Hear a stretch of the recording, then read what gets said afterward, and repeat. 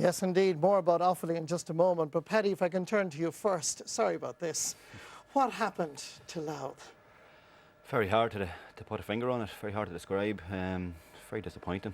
Just never played at all in the first half, and even the second half we went 3 points up and couldn't get the 4th point to kill the game off. And they got 3 or 4 great points there the last few minutes to kill us, and it just couldn't come back at all. It was very disheartening, very disappointing. But I think Carlow were worthy winners. Did you take them for granted? I don't think so. No, I don't think so. We prepared very well the weeks coming up to it. I thought we were mentally very strong coming into it. We were physically moving very well, but just whatever happened on the day, it just didn't click for us. And Carlow had the homework done, and they're very good. Can't have any complaints. What about the draw, Paddy? Big smile now, Paddy. You're playing Meath. Yeah, no. It's, if there was ever a draw to get you focused again and get a bit of life around the squad again, it was going to be the Meath game. So I think we're all looking forward to it. I'm sure Meath are looking forward to it as well. The fans are looking forward to it, and there'll be a lot of hype and talk over the next couple of weeks. But we'll take it all in our stride, and I think we'll look forward to it anyway. Eamonn, Cregan, as a former manager, would you be happy with the draw if you were the Louth boss? Not really. Two teams have to prove something. One, that the goal last year shouldn't have been allowed, so therefore there's pressure now on Louth to come along and beat Meath. Meath are going to come in and say, we're going to show these guys. And anything can happen, but I wouldn't have liked it. Maybe later on in the championship, but not at the moment. Well, I'd say neither manager will have any problem motivating the teams anyway, so that's ready-made. But is this a great opportunity for Louth to prove a point that the decision last year was the wrong one?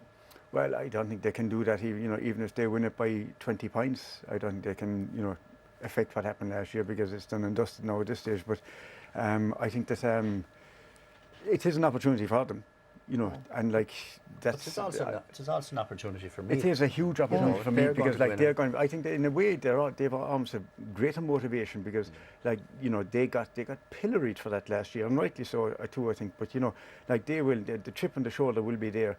But I think that's one thing that really impressed. We talk about Louth and the disappointment and everything else, but that display by Brendan Murphy in the last 5 minutes, if ever there was a sign of greatness, the player wanted the ball in that last 5 minutes, and not alone that, but his own teammates, they were in positions themselves a few of those to take a shot, but they laid the ball off to the man that they knew would score, and he did.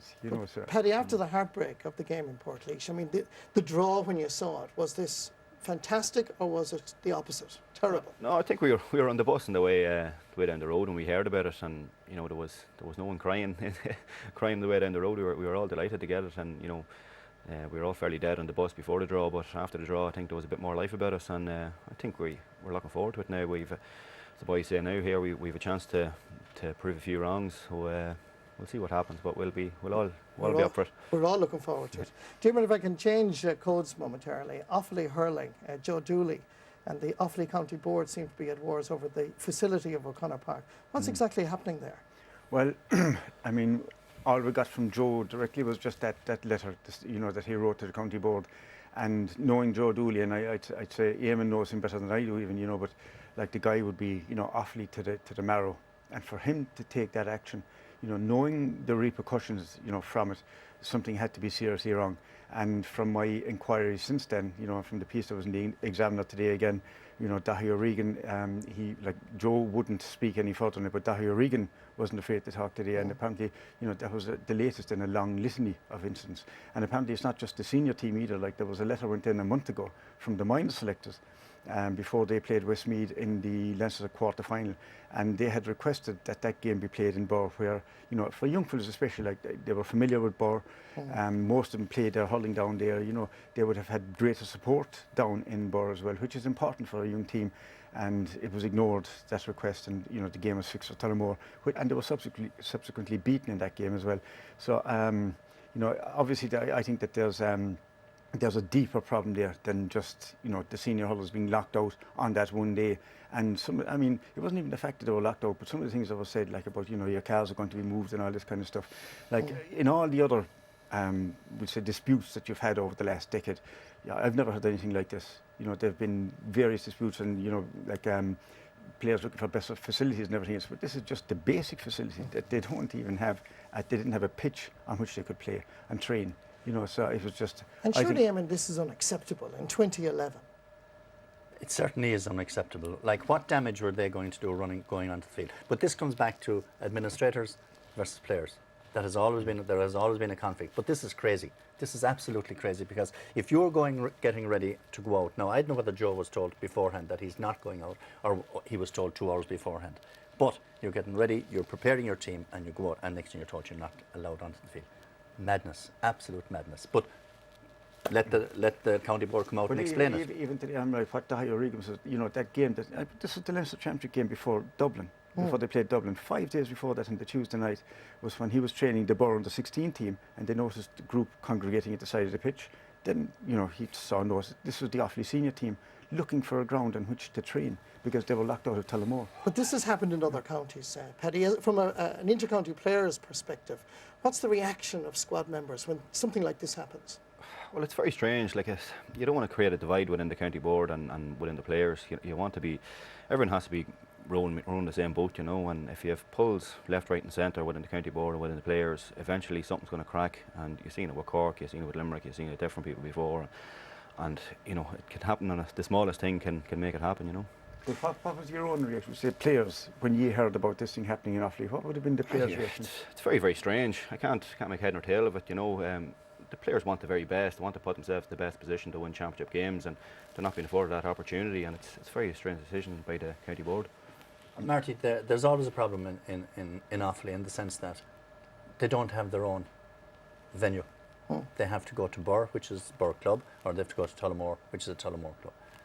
It's time they had their own centre, or whatever, a centre of excellence with proper facilities there. Otherwise, you're going to have this. But again, madness. Okay. Madness. I'm sure we're going to hit that topic again. Coming up shortly, we examine the good and bad sides of the outside manager.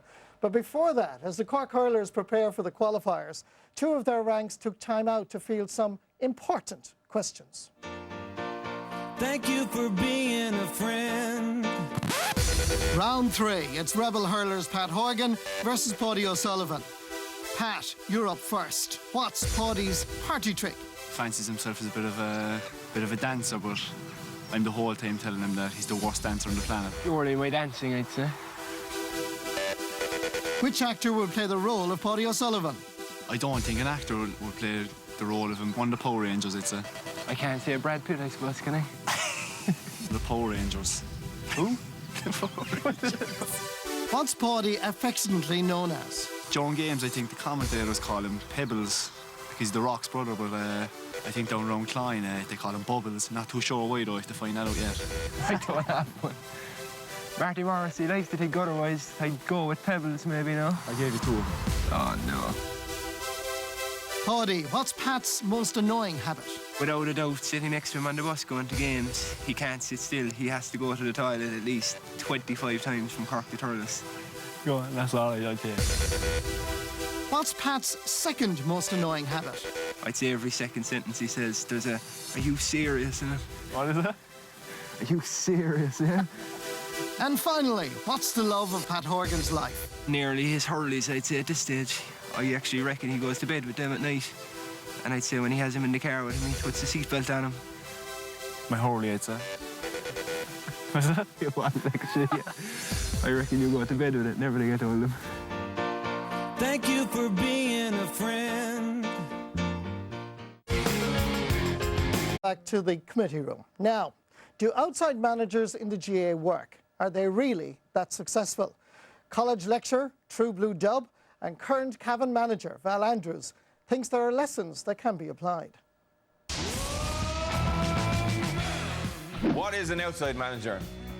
We find them at county level, we find them at club level, we find them working with juveniles, we find them working with adults, we find them working with females, we find them working with males. They're everywhere. If there is a problem, then we have a widespread problem. Personally, I think outside managers bring an awful lot to the table. What are the preconceptions of an outside manager? They're mercenary, they're egotistical, they're blow-ins, they don't care. Glamour, they're there for the big days. They're there for all the TV, the media, the photographs. Here's what glamour is. Last Monday, trained the juniors in Breffni Park. Last Tuesday, trained the seniors. Last Wednesday's the juniors in Kilkenny. Last Thursday's 3 meetings, 1 in Dublin, 2 in Cavan. Last Friday, trained the seniors again. Last Saturday, we prepared to play Donegal. Sunday, got hammered. Went home disillusioned, stayed up until 3:30 watching video of Donegal versus Cavan. That's glamour. What are the benefits of the outside manager? They certainly bring new techniques. They help in the fostering and the development of new coaching ideas in the counties. They certainly educate themselves and the people around them. A cross-fertilisation of coaching philosophies. They act as agents de change. They act as catalysts for improvement in the coaching regimes, the coaching systems of the counties that they enter. Success. Critics say outside managers don't bring success. With the exception, Eugene McGee, John O'Mahony, Micko, Paddy, John Mahan and Clare.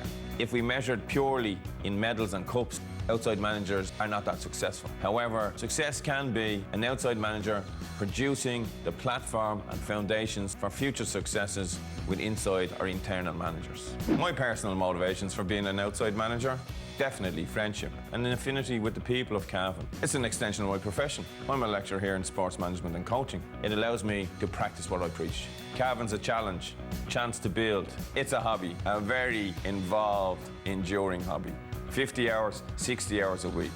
No matter what happens, I'll always do it. Val Andrews, I wouldn't mind going to one of his lectures, that's for sure. Dermot Flynn, the president of the GA, Christy Cooney, has come out against outside managers at both club and county level. What do you think?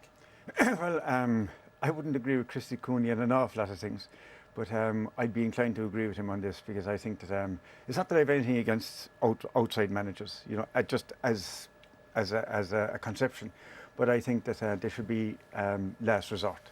And I've said this before, I think that, you know, whether it's club or county, I think you should look first inside your county and look second inside your county, look third inside your county, you know, before you go. There are situations like we had in Limerick, you know, we say at the end of last year, where you needed somebody to come in and just to tie the whole thing together.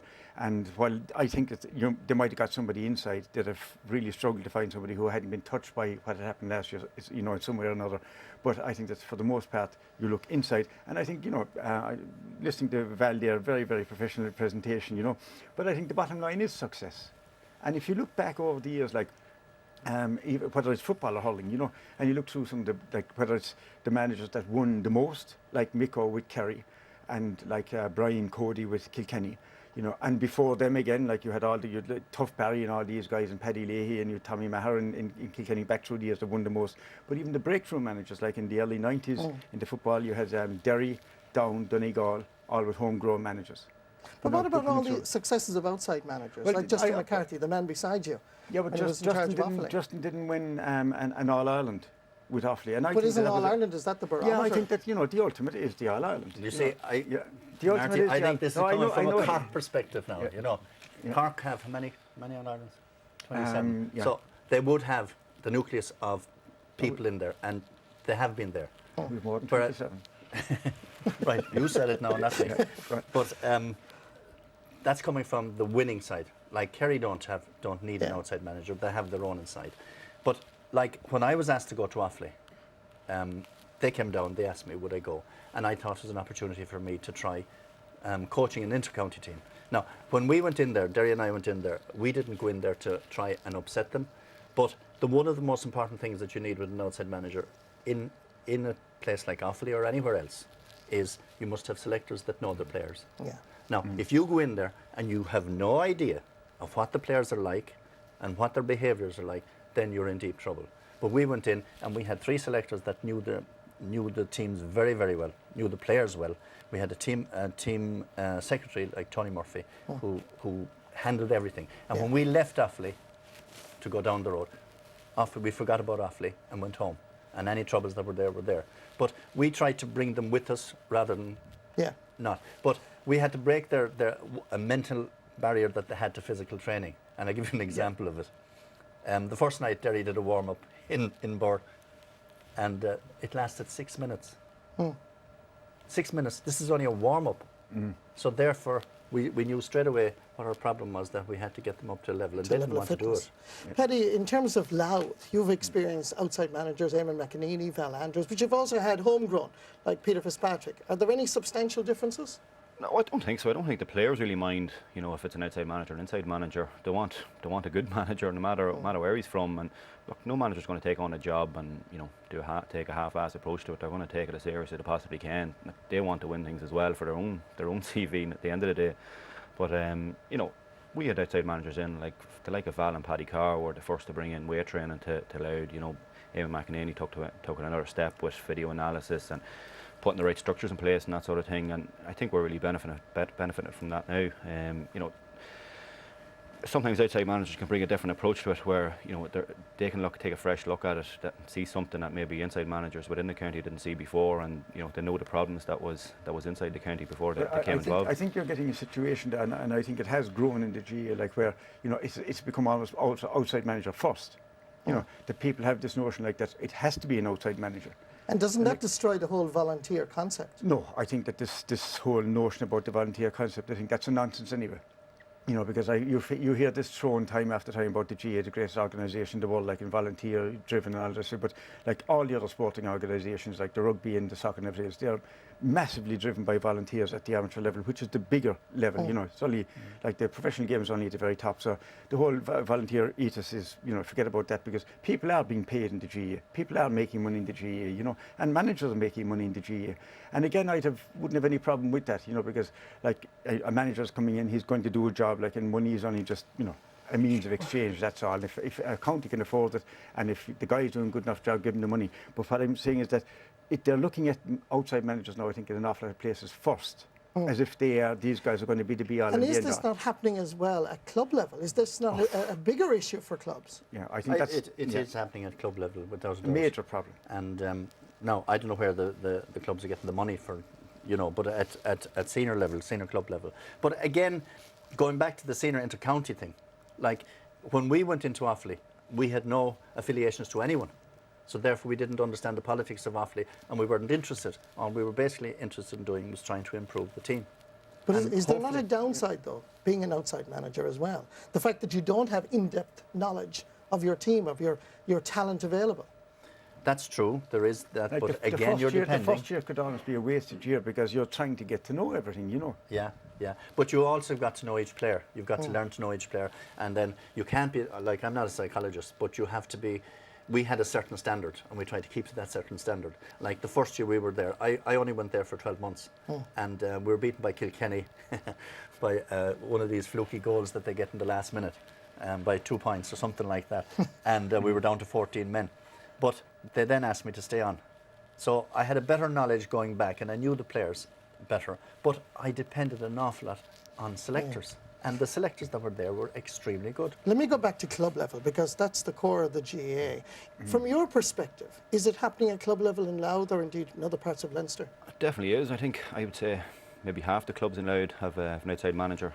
Even Peter Fitzpatrick was an outside man coming into our club. When we won our first championship, he was involved 3 years whenever we won club championships, and, you know, he'd be taught very well off around the Pats. So that's just one example where it has worked. But look, we got other managers in from outside as well, and they didn't work. And, you know, when things are going against you at a club level, the pressure comes on very, very quick, and, you know, players are given out, the supporters are given out, and committees now are given out, because there's money being wasted there as well. And if they're not seeing results after putting money into managers at times, then the pressure can come on very, very quickly. And that is the problem. Like money, I think there's a huge amount of money being wasted, you know, on club managers. You know, One word, should outside managers be stopped? No. Eamonn? No. Okay, there's unanimity right across the board. Okay, we're going to leave that issue there for now. We're going to turn our attention to the weekend action. The big hurling game in Leinster is Galway and Dublin for the right to play Kilkenny. Eamonn, do you think that Dublin are now psychologically ready to take on the Leinster Championship, having won the league? They should be. At this stage, they should be. The fact that they won the National League will give them tremendous confidence, but it could also play against them, because Galway are coming into this now quite fresh. Galway are one of these enigmas in hurling, that they have tremendous players, and then they'll play a good game, and then suddenly they drop from the level they're at. Dublin, I was amazed at the way Dublin hurled in the league final. Now they were playing against Kilkenny and they beat Kilkenny because they can only play what's against them.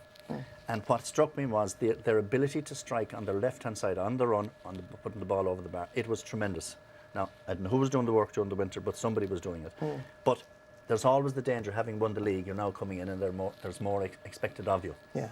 And isn't there now pressure on Galway because they've failed to deliver over the last number of years, and everybody says they've huge amount of talent. Well, I mean, there's pressure on Galway every year because every year, you know, they're among the favourites. And yes, when you think about it, like they haven't won an All-Ireland since '88, you know.